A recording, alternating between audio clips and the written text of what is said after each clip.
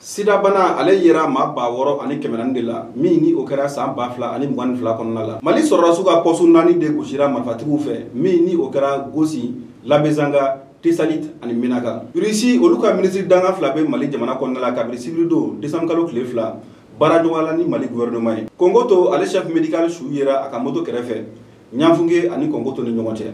Balimaw a bisimila ka don kibaru kɛnɛ kan. Kibara fɔlɔ min bɛ an bolo o de ka yira k'a fɔ ko fɛn min ye Mali kɔnɔna la ka kɛɲɛ ni san 2000 ani 22 ye. Fɛn min ye sida bana kɔni ye ko o kɔni ye maa kura 600 ani 400 o kɔni y'o sɔrɔ. Wa ni maa fanba bɛɛ lajɛlen bɛ tali kɛ fɛn min ye sifinnakaw ye fo ka taa se denmisɛnninw ma minnu ni banakisɛ in kɔni bangera. I b'a k'a fɔ ko ni kibaruya kɔni sɔrɔla ka bɔ fɛn min ye au conseil national de lutte contre le sida la. Ousmane Traoré ni ale chef département planification stratégie et suivi évaluation du secrétariat du haut conseil national de lutte contre le VIH sida ale kɔni y'a yira k'a fɔ ko ni sida bana min ni a bɛ ka cari kosɛbɛ. I b'a ye k'a fɔ ko fɛn min ye sifinnakaw ye ko olu bɛ ka jɔyɔrɔba sɔrɔ a kɔnɔna la kosɛbɛ. Sabula fɛn min ye banakisɛ in ka carili kɔni ye k'a bɛ ka kɛ si ɲɔgɔn cɛ si min bɛ a ta san 15 fo ka taa bila san 24 kɔni bɔɲɔgɔnko kɔnɔna la. Seerebagatɔ dɔw y'a yira k'a fɔ ko fɛn min ye sida bana kɔni a bɛ maa minnu na k'olu ka prise en charge kɔni ko a bɛ ka kɛ ka ɲɛ ko hali n'a sɔrɔ tuma la ni majɛngɛ dɔw bɛ a la majɛngɛ min ni o dɔw bɛ tali kɛ tuma la fɛn min ye analyse dɔw bɛ yen n'u bɛ a wele ko PCR i b'a ye k'a fɔ ko ni o bɛ ta ka ɲɛsin denmisɛnninnakaw ma tuma dɔ la k'a fɔ ko o kɔni olu stock kɔni tɛ sɔrɔ yen waati dɔ la sabula tuma dɔ la mago bɛ jɔ olu analyse na i b'a sɔrɔ olu tɛ dɔgɔtɔrɔw bolokɔrɔ ka se ka o kɛ. Fɛn min kɔni ye réseau malien des personnes vivant avec le VIH olu kɔni y'a yira k'a fɔ ko ɲinan san kɔnɔna ko fɛn min ye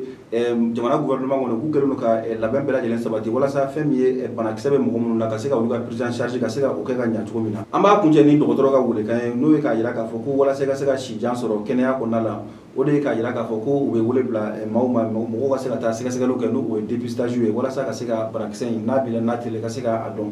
Kibara filanan min bɛ an bolo o de k'a yira k'a fɔ ko fɛn min ye Mali sɔrɔdasiw ka poste 4 fɛn min kɔni ye marifatigiw ye n'o ye groupes armés terroristes ye olu tɛ ka taa bin nin poste 4 kan poste minnu n'u bɛ tali kɛ fɛn min ye Labezanga, Gosi,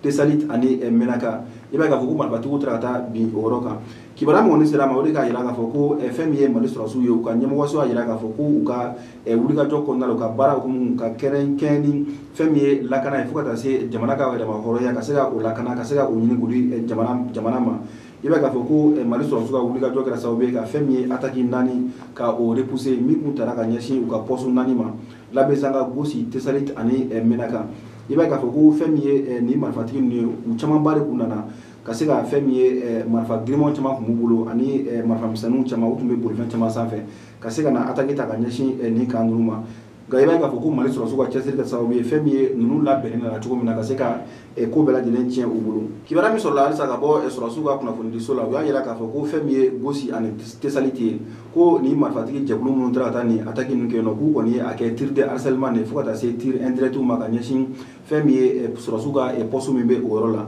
Menaka ta kɔnɔna la ko i b'a ye k'a fɔ fɛn min ye sɔrɔdasiw kɔni ye u sera ka wulikajɔ sabati ka fɛn min ye marifatigi minnu kun taara sabula marifatigiw camanba de kun taara ni o ye terroriste ye u camanba de kun taara fɛn min ye Menaka kɔni yɔrɔ la walasa fɛn min ye ka se ka cɛsiri ni fɛnw bɛɛ bolo la pour que Menaka kɔni u bɛ se ka o minɛ cogo sugu bɛɛ lajɛlen la. Nka i b'a ye k'a fɔ ko Mali sɔrɔdasiw ka wulikajɔ kɛra sababu ye ka se ka mɔgɔ camanba de faga u la ka mɔgɔ caman fɛnɛ ka olu minɛ ka olu bila fɛn min ye sɛgɛsɛgɛli tigilamɔgɔw ka bolo fɛnɛ kan. Kɛlɛ bɛ taa kuncɛ waati na i b'a ye k'a fɔ ko kunnafoni min sɔrɔla ka bɔ Mali sɔrɔdasiw ka kunnafonidiyɔrɔ la u y'a yira k'a fɔ ko fɛn min kɔni ye mobili caman ye fo ka taa se moto ma ni marifaw ko olu kɔni caman minɛra Mali sɔrɔdasiw fɛ wa k'u bɛ population fɛnɛ hakili lasigi k'a yira k'a fɔ ko Mali sɔrɔdasiw bɛna to wulikajɔ la tuma bɛɛ sanga ni a ka waati bɛɛ lajɛlen na walasa ka se ka adamadenw an'u bolofɛnw ka se ka o lakana jamana yɛrɛ ka se ka lakana baara ta ka jamana yɛrɛ fɛnɛ sɛgɛrɛ. Kibaruya sabanan min bɛ an bolo o de k'a yira k'a fɔ ko fɛn min ye Rusilakaw ye ni o ye Mali jɛɲɔgɔn jamana dɔ ye i b'a k'a fɔ ko depuis sibiri don ni o bɛnna décembre kalo tile 2 ma fɛn min kɔni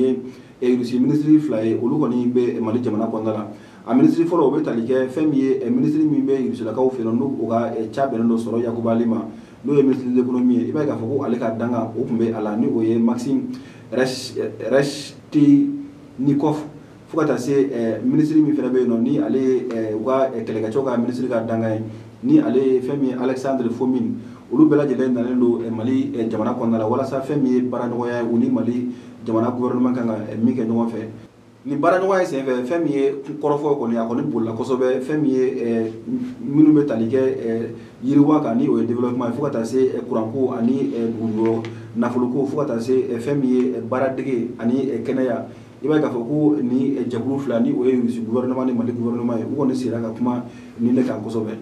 u y'a jira k'a fɔ ko fɛn min kɔni ye dɔgɔkun fila nin tɛmɛnen kɔfɛ ko fɛn min ye Russie lakaw fɛ yen nɔ ko expert fila k'olu kan ka na Mali jamana kɔnɔna la ka na Bamako yɛrɛ kɛrɛnkɛrɛnnenya la walasa fɛn min ye nin kuma ɲɔgɔnya min kɛra u bɛnna la k'a fɔ k'u bɛna baara kɛ domaine minnu na walasa o expert ninnu ka se ka na walasa ka se ka na o baara kɛli daminɛli teliya cogo min na jamana kɔnɔna la fasiri sɛbɛnbaga y'a jira k'a fɔ ko hakililajiginna fɛn min kɔni ye Mali jamana ye fo ka taa se Russie jamana ma ko u kɔni ye u bolo bila sɛbɛnna sɛbɛn min bɛ tali kɛ fɛn min ye jɛɲɔgɔnya kan jɛɲɔgɔnya min bɛ tali kɛ lakana ani yiriwali ma i b'a ye k'a fɔ ko o partenariat min ni Mali jamana y'o signé ni Russie lakaw ye i b'a ye k'a fɔ ko nin bolonɔ min bilala jamana fila in fɛ walasa ka se ka jɛɲɔgɔnya baaraw kɛ i b'a ye k'a fɔ ko fanga tɔ nana ka na don o la ni fɛn min ye accord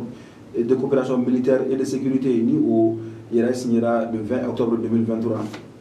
fasiri sɛbɛnbaga kɔni y'a jira k'a fɔ ko nin délégation ministérielle min kɔni nana visite la Mali la kɔni ko o kɔni ye tamasire min b'a jira k'a fɔ ko fɛn min ye Mali ani Russie jamana kɔni k'u ka bolo ɲɔgɔn ma ko a bɛ ka fanga sɔrɔ ko ka taga a fɛ kosɛbɛ ko n'a tora tancogo la fɛn min kɔni ye a bɛ se ka taa wolo fɛn min ye projet concret la min bɛ tali kɛ yiriwali kan ka se ka ɲɛsin domaine ma domaine minnu nafa ka bon kosɛbɛ Mali jamana kɔnɔna la i n'a fɔ kuranko fo ka taa se an ka dugukolo nafoloko ma fo ka taa se baaradege fana bɛɛ lajɛlen ma fasiri sɛbɛnbaga y'a kuncɛ k'a jira k'a fɔ ko fɛn min ye Mali ani Russie ka bolo ɲɔgɔnma fɛnɛ ko a bɛna se ka kɛ sababu ye ka Russie dɛmɛ kosɛbɛ fɛnɛ sabula Russie kɔni fɛn min ye ale ka kɔni ka wulikajɔ